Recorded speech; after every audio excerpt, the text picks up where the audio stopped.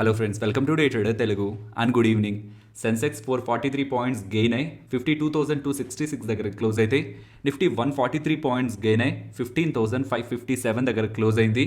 వెరస్ bank Nifty 290 points gain అయ్యి 33,135 దగ్గర close అయింది. ఇవాళ మార్కెట్స్ కంప్లీట్లీ ఓల్టైల్ గా ఉన్నాయి. దట్టు ఇది ఎక్స్పైరీ సెషన్ అవ్వడం మీన్స్ వీక్లీ ఎక్స్పైరీ అవుతూ ఉండడం, ప్రీమియమ్స్ కూడా ఎక్స్పైరీ రిలేటెడ్ గా చాలా తక్కువగా ఉంటాయి. కాబట్టి ఇలా వస్తున్న ఓల్టైల్ మూవ్స్ ఇంట్రాడేలో ఆప్షన్ సెల్లింగ్ చేస్తున్న వాళ్ళని అయితే ఇబ్బంది పెట్టుండాలి. బికాస్ ఓపెనింగ్ ఇవాళ gap up, slight gap up, and అక్కడి నుంచి ఫస్ట్ 15 మినిట్స్లోనే వస్తున్న గ్యాప్ అప్ మొత్తాన్ని కూడా మార్కెట్ టేక్ అవే చేస్తూ డౌన్ సైడ్కి ఫాలో అవడం, అండ్ అలా ఫాలో అయిన దగ్గర నుంచి ఆ లో లెవెల్స్ దగ్గర నుంచి కూడా మార్కెట్లో ఒక directional move, strong up side move అయితే ఫ్రమ్ 15,400 15,620 ఫస్ట్ 2 అవర్స్ లోనే మార్కెట్ మూవ్ అయింది. అండ్ ఎలా అయితే అప్ సైడ్ వెళ్ళిందో అదే స్ట్రాంగ్ మొమెంటమ్ తో అగైన్ డౌన్ సైడ్ ఫాలో అవుతూ నేను ఏ జోన్ లో అయితే మార్కెట్ సపోర్ట్ తీసుకుంది అదే జోన్ లో ఇవాళ మార్కెట్ సపోర్ట్ తీసుకుంటూ అగైన్ రివర్సల్ మార్కెట్ లో కనిపించింది. ఒక వి షేప్ రికవరీ స్టార్టింగ్ లోనే వోల్టైల్ మూవ్, అండ్ ఈవెన్ అలా వోల్టైల్ మూవ్ తర్వాత కూడా ఒక వి షేప్ మార్కెట్ మూవ్ లో ఇవాళ ట్రేడింగ్ సెషన్ వోలటైల్ గా ఎండ్ అయింది. అండ్ మార్కెట్ రిలేటెడ్ గా 2 ఇంపార్టెంట్ డేటా పాయింట్స్ అయితే ఉన్నాయి. ఫస్ట్ ది ఫెడ్ చైర్పర్సన్ ఒక టెస్టిమోనీ, మీన్స్ ఫర్దర్ గా మార్కెట్ ఎలా ఉంటుంది, ఇన్ఫ్లేషన్ ఎలా ఉంటుంది, రెసిషన్ గురించి, వీటి గురించి కొన్ని మాట్లాడతాను, అది మాట్లాడుకోవాలి.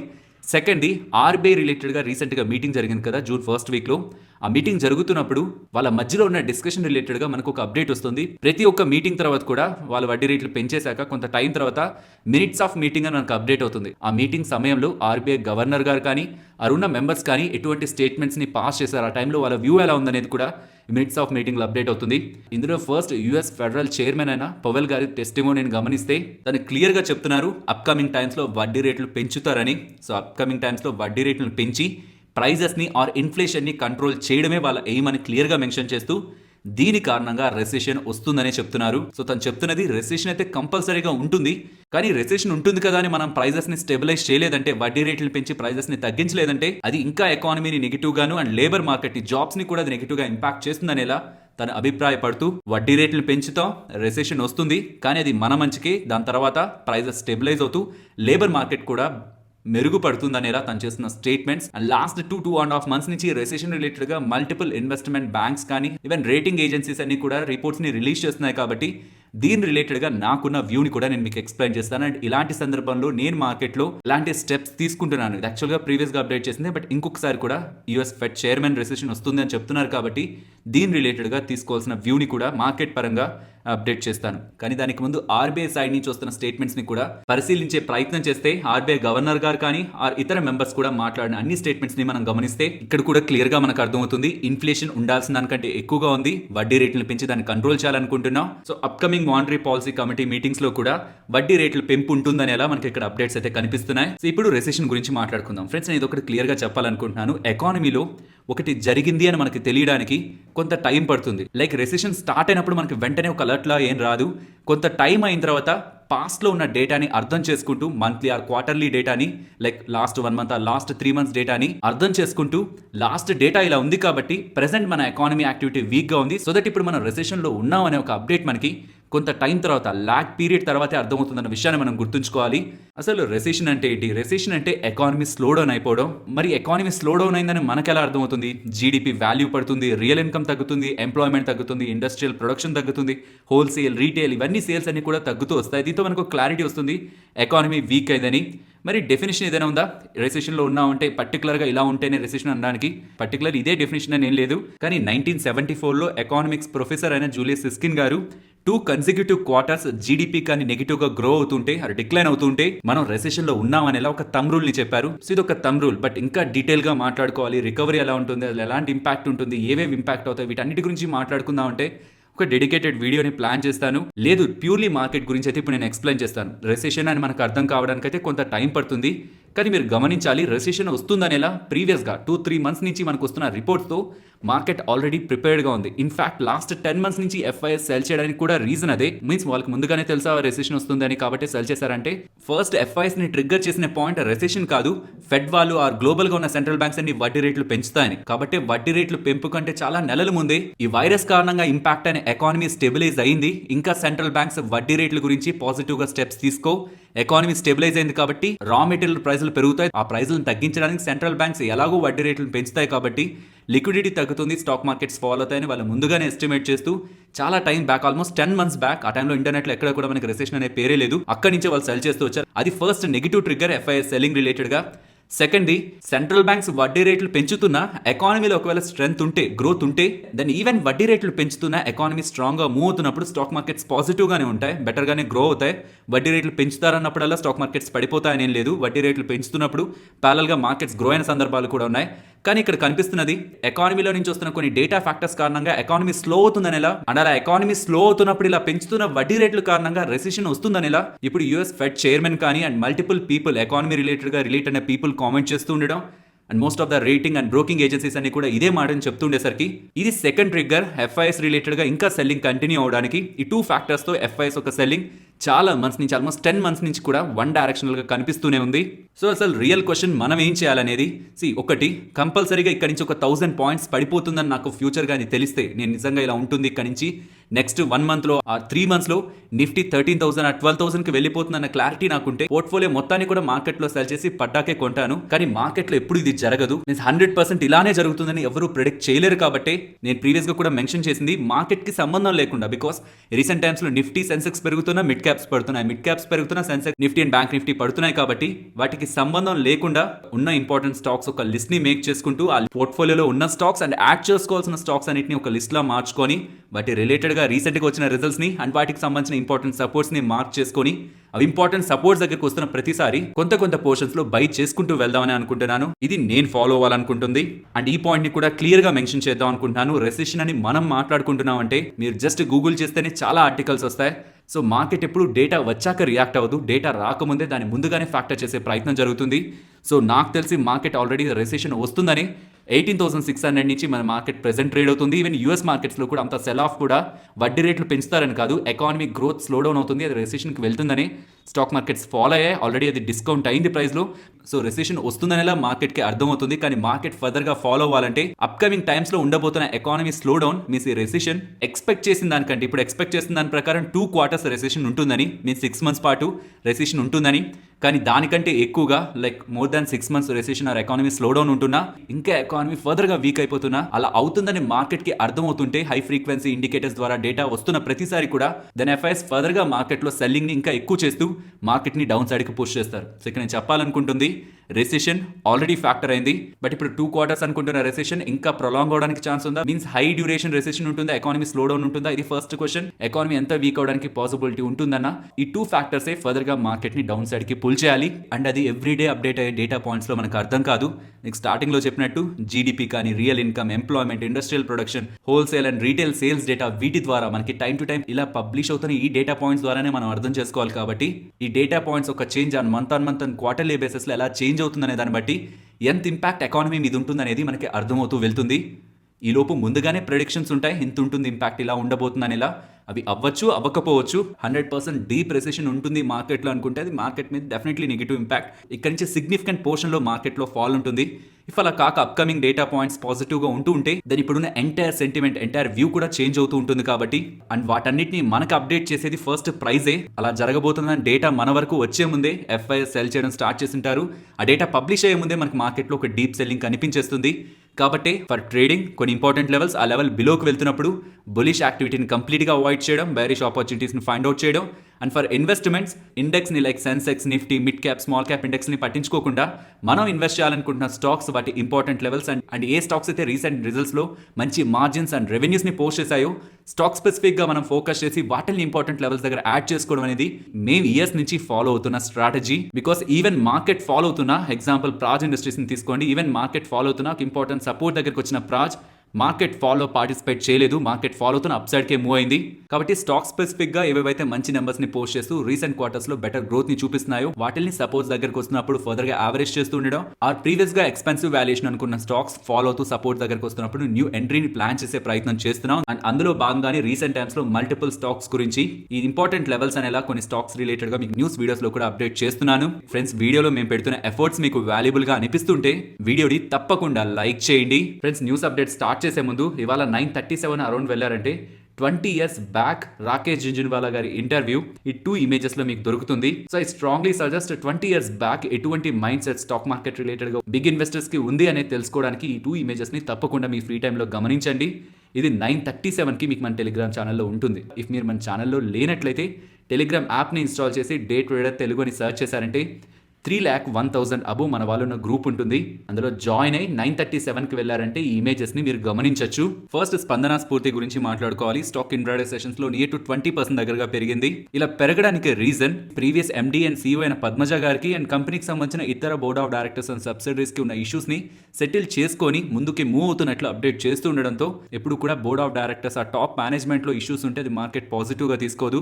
సో వాళ్ళ మధ్యలో ఇష్యూస్ వచ్చాయన్నప్పుడు కూడా స్టాక్ నెగిటివ్గానే రియాక్ట్ అయింది. ఇప్పుడు ఆ ఇష్యూస్ని సెటిల్ చేసుకుంటున్నారనేసరికి పాజిటివ్గా మూవ్ అయింది. అసలు ఇంతకీ ఇష్యూస్ ఎక్కడి నుంచి వచ్చాయి? ఈ ఇష్యూ ఇక్కడి నుంచి కొన్ని మంత్స్ బ్యాక్ స్పందన స్ఫూర్తిని యాక్సిస్ బ్యాంక్కి సేల్ చేయాలని వస్తున్న ప్రతిపాదనలపై అప్పటి ఎండీ అండ్ సీఈఓ అయిన పద్మజ గారికి అండ్ కేదార్ క్యాపిటల్ వాళ్ళకి వీళ్ళిద్దరికీ కూడా డిఫరెన్సెస్ వచ్చింది. యాక్చువల్లీ ఈ కంపెనీ రిలేటెడ్ గా మెజారిటీ స్టేక్ ని మెజారిటీ ఆఫ్ షేర్స్ ని హోల్డ్ చేసినది కేదార్ క్యాపిటల్ వాళ్ళు. పద్మజ గారు అండ్ తన హస్బెండ్ కలిపి ఈ కంపెనీలో 15.2% వాటాని హోల్డ్ చేస్తున్నారు. సో మెజారిటీ వాటాను ఎవరైతే హోల్డ్ చేస్తున్నారో వాళ్ళు ప్రతిపాదనలు చేస్తూ ఉండడం అండ్ దానికి తను ఒప్పుకోకుండా డిఫర్ అవుతూ ఉండేసరికి టాప్ మేనేజ్మెంట్ లో ఉన్న వ్యక్తుల మధ్యలో ఈ డిఫరెన్సెస్ ఈ స్టాక్ ని నెగిటివ్ గా ఇంపాక్ట్ చేసింది. అండ్ ఇప్పుడు ఈ డిఫరెన్సెస్ అన్ని సార్ట్ అవుట్ చేసుకొని వీళ్ళు ముందుకు వెళ్తున్నారని చేసిన అప్డేట్స్ తో స్టాక్ ఇవాళ ఇలా పాజిటివ్ గా మూవ్ అయింది. నెక్స్ట్ రూట్ మొబైల్ గురించి మాట్లాడుకోవాలి. ఇవాళ ఒక పాయింట్ లో నెగిటివ్ గా ట్రేడ్ అవుతున్న స్టాక్ కాస్త సడన్ గా పాజిటివ్ గా మూవ్ అయ్యి స్ట్రాంగ్ పాజిటివ్ క్లోజింగ్ తో ఇవాళ ఎండ్ అయింది. ఇలా ఇంతలా పాజిటివ్ గా రైజ్ అవడానికి రీజన్ రూట్ మొబైల్ వాళ్ళు ఎక్స్చేంజెస్ కి చెప్తున్న ఒక ఇంపార్టెంట్ అప్డేట్.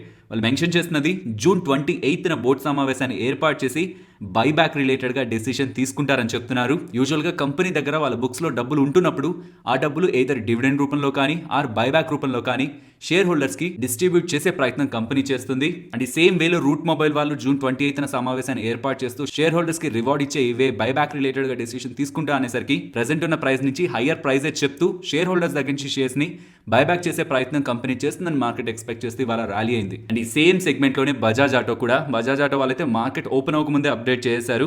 June 27న బోర్డు సమావేశాన్ని ఏర్పాటు చేస్తారని. మీన్స్ ఈ మండే వస్తుంది కదా, మండేన బోర్డు సమావేశం ఉంటుందని. ఆ బోర్డు సమావేశంలో బైబ్యాక్ ప్లాన్ ని మెన్షన్ చేస్తారని ఇలా వీళ్ళు అప్డేట్ చేస్తున్నారు. ప్రీవియస్ గా కూడా చెప్పారు బైబ్యాక్ ఇస్తారని. కానీ దాని తర్వాత వేరియస్ డైమెన్షన్స్ ని ఎక్స్ప్లోర్ చేయాలి కాబట్టి కొంత టైం దీన్ని డిఫర్ చేస్తున్నామని చెప్పారు. మీన్స్ కొంత టైం దీన్ని పక్కన ఉంచుతున్నామని చెప్పారు. ఆ టైంలో స్టాక్ నెగిటివ్ గా రియాక్ట్ అయింది. బట్ అగైన్ నేను దీన్ని కన్సిడర్ చేయాలనుకుంటున్నాను. 27th June దీని రిలేటెడ్ గా ఫైనల్ క్లారిటీ ఉంటుందని బజాజ్ ఆటో వాళ్ళు మెన్షన్ చేస్తున్నారు. బజాజ్ ఆటో వాళ్ళు ఇప్పుడు కాదు, చాలా టైం బ్యాక్ నుంచి కూడా మా బుక్స్లో నియర్ టు 21,800 crore దగ్గరగా క్యాష్ ఉంది. అందులో 15,000 crore దగ్గరగా మేము ఇన్వెస్టర్స్కే డెలివర్ చేయాలనుకుంటున్నాం. త్రూ డివిడెండ్ ఆర్ బైబ్యాక్ మేము ఇస్తామని ఇలా మేనేజ్మెంట్ ఎప్పటి నుంచో చెప్తుంది. అండ్ ఆ వేలోనే ముందుకు వెళ్తూ బైబ్యాక్ని ప్రకటిస్తుందని మార్కెట్ అయితే ఎక్స్పెక్ట్ చేస్తుంది. చూడాలి 27th June ఎటువంటి డెసిషన్ ని వీళ్ళు అప్డేట్ చేస్తారని. ఇఫ్ వాళ్ళు 27th June బైబ్యాక్ని కానీ ప్రకటిస్తే ఆఫ్టర్ 2000 ఇది first buyback from Bajaj auto అవుతుంది. 2000 తర్వాత ఎప్పుడు కూడా వీళ్ళు బైబ్యాక్ని ప్రకటించలేదు. నెక్స్ట్ వడాఫోన్ ఐడియా గురించి మాట్లాడుకోవాలి. వడాఫోన్ ఐడియా వాళ్ళు 430 crore దగ్గరగా ఫండ్స్ ని రైజ్ చేస్తున్నట్లు అప్డేట్ చేస్తున్నారు. సో 430 crores ఫండ్ రైజింగ్ అంటే అది మనకి ఒక సైడ్ పాజిటివ్ గానే కనిపిస్తున్నా అది ఏమాత్రం వీళ్ళకి సంబంధించిన ఇష్యూస్ని క్లియర్ చేయడానికి సరిపోదు. నెక్స్ట్ క్వెస్కాప్ అలాగే ఆల్సెక్ టెక్నాలజీస్ గురించి మాట్లాడుకోవాలి. ఈ ఆల్సెక్ టెక్నాలజీస్ అనేది ఈ క్వెస్కాప్కి సంబంధించిన స్టెప్ డౌన్ సబ్సిడరీ. మీన్స్ ఈ క్వెస్కాప్ అండర్లోని ఈ ఆల్సెక్ కంపెనీ ఉంటుంది. ఇప్పుడు వీళ్ళు చెప్తున్నది ఈ ఆల్సెక్ టెక్నాలజీస్ ఈ కంపెనీని కంప్లీట్గా క్వెస్కాప్లో కలిపేస్తారని. మీన్స్ సపరేట్గా ఈ కంపెనీ ఉండడం కాకుండా ఈ బిజినెస్ని కూడా ఈ బిజినెస్లో కలిపేస్తారని అప్డేట్ చేస్తున్నారు. సో లిస్ట్ అయిన కంపెనీ దీంట్లోకి అమాల్గమేట్ చేస్తూ ఉండడంతో ఎవరెవరైతే ఆల్సెక్ టెక్నాలజీస్లో షేర్స్ని హోల్డ్ చేస్తున్నారో for every 100 shares 74 shares of క్వెస్కాప్ని అలాట్ చేస్తారనేలా వీళ్ళు అప్డేట్ చేశారు. ఇక్కడ సినర్జీస్ గురించి మాట్లాడుకోవాలి. వీళ్ళు ఏ సెగ్మెంట్లో అయితే బిజినెస్ ని చేస్తున్నారో క్వెస్కాప్ వాళ్ళు అదే సెగ్మెంట్ అదే లైన్లోనే ఎక్స్టెండెడ్గా వీళ్ళు ఆల్సెక్ టెక్నాలజీస్ వాళ్ళు బిజినెస్ ని చేస్తున్నారు కాబట్టి సినర్జీ ప్లే అవుతుందని వీళ్ళు అప్డేట్ చేస్తున్నారు. దీంతో పాటు వీళ్ళ మార్జిన్స్ ని గమనిస్తే ఆల్సెక్ టెక్నాలజీస్ కి మార్జిన్స్ హైయర్ సైడ్ ఉంటాయి. నియర్ టు 25% దగ్గరగా వీళ్ళు మార్జిన్స్ ని మెయింటైన్ చేస్తుంటారు. వేరే క్వెస్కాప్ కి నియర్ టు 5% దగ్గరగానే మార్జిన్స్ ఉంటాయి. సో ఇప్పుడు ఇది వచ్చి క్వెస్కాప్ కి యాడ్ అవుతుంది కాబట్టి డెఫినెట్లీ క్వెస్కాప్ కి సంబంధించిన మార్జిన్స్ కూడా ఇంప్రూవ్ అవుతాయి. ఇది పాజిటివ్. అండ్ ఈ సేమ్ సెగ్మెంట్ లో డిఫరెంట్ ఇండివిజువల్ కంపెనీస్ లా కాకుండా ఒకే కంపెనీలో ఉండడం కారణంగా కూడా ఆపరేషనల్ ఎక్స్పెన్సెస్ తగ్గుతాయి కాబట్టి రెండు కంపెనీస్ కి ఇండివిజువల్ గా కూడా మనం ఇది పాజిటివ్ గానే చూడొచ్చు. నెక్స్ట్ ఐఆర్బి ఇన్ఫ్రా వీళ్ళు టోల్ రోడ్ కన్స్ట్రక్షన్ రిలేటెడ్గా లైక్ పతాన్కోట్ అండ్ అమృత్సర్ మధ్యలో ఉన్న టోల్ రోడ్ కన్స్ట్రక్షన్ రిలేటెడ్గా 518 డేస్ దగ్గరగా వర్క్ ఎక్స్టెండ్ అయిన దానికి గాను 419 crore వీళ్ళకి రావాల్సిందని వీళ్ళు ఎన్హెచ్ఏ వాళ్ళని national highway authority of India వాళ్ళని అడిగినప్పుడు ఎన్హెచ్ఏ వాళ్ళు దీన్ని సవాల్ చేస్తూ ఢిల్లీ హైకోర్టులో కేసును వేశారు. దానికి ఢిల్లీ హైకోర్టు వాళ్ళు ఐఆర్బీ ఇన్ఫ్రా వాళ్ళకి మనీ అయితే వెళ్ళాలి, కానీ 419 crore వాళ్ళు అడుగుతున్నది కాదు, అందులో 75% మీన్స్ 308 crore దగ్గరగా ఎన్హెచ్ఏ వాళ్ళని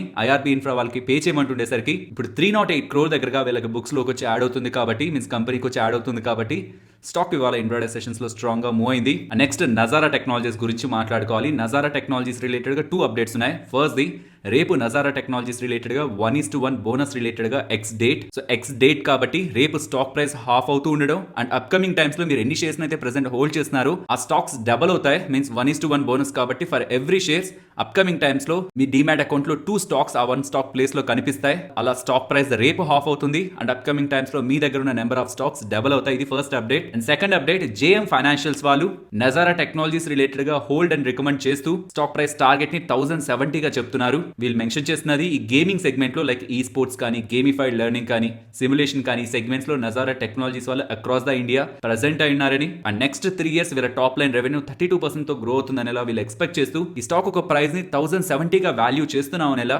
జేఎం ఫైనాన్షియల్స్ వాళ్ళు అప్డేట్ చేస్తున్నారు. నెక్స్ట్ బిఎల్ఎస్ ఇంటర్నేషనల్ గురించి మాట్లాడుకోవాలి. ఈ పాస్పోర్ట్స్ కానీ వీసాస్ కానీ గవర్నమెంట్ తరపు నుంచి ప్రాసెసింగ్ చేసే ప్రాజెక్ట్స్ గెలుచుకుంటూ ఉంటారు కదా, వీళ్ళకి ఇప్పుడు వెస్ట్ బెంగాల్ గవర్నమెంట్ దగ్గర నుంచి వెస్ట్ బెంగాల్ లో ఉన్న రిజిస్ట్రేషన్ ఆఫీసెస్ ఉంటాయి కదా, ఆ టోటల్ రిజిస్ట్రేషన్ ఆఫీసెస్ లో ఉన్న డేటా అంతటినీ కూడా కంప్యూటరైజేషన్ అండ్ ఈ గవర్నెన్స్ వైపు వాటిని తీసుకువెళ్ళడానికి బిఎల్ఎస్ ఇంటర్నేషనల్ వాళ్ళకి ఆర్డర్ లభించినట్లు వాటి రిలేటెడ్ గా అగ్రిమెంట్ వెస్ట్ బెంగాల్ గవర్నమెంట్ తో సైన్ చేసినట్లు బిఎల్ఎస్ ఇంటర్నేషనల్ వాళ్ళు అప్డేట్ చేస్తున్నారు. నెక్స్ట్ టాటా మోటార్స్ గురించి మాట్లాడుకోవాలి. ఇవాళ టాటా మోటార్స్ సంబంధించిన Nexon EV vehicle fire incident కి గురైందని, సో నెక్సాన్ ఎలక్ట్రిక్ వెహికల్ లో ఫైర్స్ వస్తూ ఉండడం ఆ వీడియో సోషల్ మీడియాలో సర్క్యులేట్ అవుతుండేసరికి దీని రిలేటెడ్ గా టాటా మోటార్స్ వాళ్ళు ప్రెస్ స్టేట్మెంట్ అయితే ఇచ్చారు. అక్రాస్ 30,000 ఎలక్ట్రిక్ వెహికల్స్ దగ్గరగా సెల్ చేసాం అండ్ ఆ వెహికల్స్ అన్ని 1 million kilometers దగ్గరగా లాస్ట్ 4 years నుంచి ట్రావెల్ అవుతున్నాయి. కానీ ఇది ఫస్ట్ ఇన్సిడెంట్, ఇలా మా వెహికల్ బర్న్ అయిందని వస్తున్న ఫస్ట్ ఇన్సిడెంట్ కాబట్టి దీని మీద మేము డీటెయిల్డ్ ఇన్వెస్టిగేషన్ చేస్తున్నామని, అది కంప్లీట్ అయ్యాక మేము అప్డేట్ చేస్తామని ఇలా టాటా మోటార్స్ వాళ్ళు అప్డేట్ చేస్తున్నారు. నెక్స్ట్ యాక్రిసిల్ గురించి మాట్లాడుకోవాలి. ఐకియా గ్రూప్ మీకు ఐడియా ఉంటుంది కదా, ఈ ఐకియా గ్రూప్ వాళ్ళకి ఇప్పటి వరకు వీళ్ళు సప్లై చేసిన కిచెన్ సింక్స్ రిలేటెడ్ గా ఇప్పటి వరకు ఎంత అయితే సప్లై చేశారు ఆ సప్లైని డబుల్ చేసినట్లు అప్డేట్ చేస్తున్నారు. అండ్ వీటి రిలేటెడ్ గా ప్రొడక్షన్ జూలై 2022 లో స్టార్ట్ అవుతుందని అండ్ ఎక్స్పోర్ట్స్ ఆగస్ట్ నుంచి మొదలు పెడతారనేలా యాక్రిసిల్ వాళ్ళు అప్డేట్ చేస్తుండడం స్టాక్ నియర్ టు 8% దగ్గరగా ఇంట్రాడే సెషన్స్ లో ర్యాలీ అయింది. నెక్స్ట్ ఐటీసీ గురించి మాట్లాడుకోవాలి. ఐటీసీ రిలేటెడ్ ఉన్న అప్డేట్స్ ని గమనిస్తే ఐటీసీ వాళ్ళు 1990 crore విలువ చేసే టొబాకోని బ్రిటిష్ అమెరికన్ టొబాకో కంపెనీకి ఇన్ షార్ట్ ఫామ్ BAT అంటారు, ఈ కంపెనీకి సెల్ చేస్తారనేలా ఎక్స్చేంజెస్ కి అప్డేట్ చేస్తున్నారు. అండ్ దీంతో పాటు ప్రెసెంట్ ఉన్న చైర్మన్ అండ్ 2 ఎగ్జిక్యూటివ్ డైరెక్టర్స్ కూడా సాలరీస్ వాళ్ళ రెమ్యూనరేషన్స్ పెంచాలనే ప్రతిపాదనని కూడా ఐటీసీ వాళ్ళు పెడుతున్నారు. అన్మాన్యుఫాక్చర్డ్ టొబాకో రిలేటెడ్ గా ఐటీసీ ఇండియాలోనే లార్జెస్ట్ ఎక్స్పోర్టర్. ఇలా సేల్ చేసిన టొబాకో కారణంగా వీళ్ళకి ఫర్దర్ గా బెనిఫిట్ ఉంటుందని మెన్షన్ చేస్తూ present chairman and managing director అయిన సంజీవ్ పురి గారి శాలరీ 2.64 crore నుంచి 3.12 crore కి రైజ్ చేయాలనేలా ప్రతిపాదనని కూడా షేర్ హోల్డర్స్ ముందు ఉంచుతారనేలా కూడా అప్డేట్స్ అయితే కనిపిస్తున్నాయి. నెక్స్ట్ ఇవాళ మార్నింగ్ 6:39 కి మీకు టెలిగ్రామ్ లో డివిడెండ్ స్టాక్స్ రిలేటెడ్ గా మీకు అప్డేట్ కనిపిస్తుంది. టోటలీ 24 స్టాక్స్ ఏవైతే ఎక్కువ డివిడెండ్ ని పే చేస్తున్నాయో ఆ స్టాక్స్ అండ్ వాటి డివిడెండ్ డీల్ అండ్ వాటి రిలేటెడ్ గా ఉన్న ఫైనాన్షియల్ డేటా కూడా మీకు ఈ ఇమేజ్ లో దొరుకుతుంది. నెక్స్ట్ నిఫ్టీ అలాగే bank Nifty support and resistance present ఉన్న లెవెల్స్ నుంచి డౌన్ సైడ్ కి వెళ్తుంటే 15,480 అండ్ ఆ లెవెల్ బిలో 15,380. ఇక్కడ నుంచి టాప్ సైడ్ కి వెళ్తుంటే 15,670. బ్యాంక్ నిఫ్టీ సపోర్ట్ ప్రెసెంట్ ఉన్న లెవెల్స్ నుంచి డౌన్ సైడ్ 32,880 అండ్ ఆ బిలో 32,560. ఇక్కడ నుంచి top side 33,460 and above 33,680.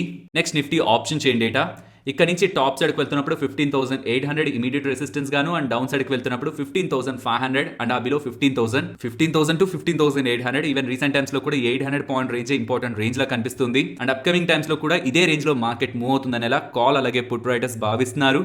Finally ఇది ఫ్రెండ్స్ మన వీడియో నచ్చితే మన వీడియోని లైక్ చేయండి ఫ్రెండ్స్. అండ్ ఈ వీడియో మన వాళ్ళకి యూజ్ అవుతుంది అనుకుంటే తప్పకుండా షేర్ చేయండి అండ్ మన ఛానల్ని సబ్స్క్రైబ్ చేయనట్లయితే ఛానల్లో ఉన్న కంటెంట్ని గమనించండి. ఇఫ్ ఆ కంటెంట్ మీకు యూజ్ అవుతుంది అనుకుంటే ఛానల్ని సబ్స్క్రైబ్ చేసి పక్కన ఉన్న బెల్ ఐకాన్ క్లిక్ చేయండి.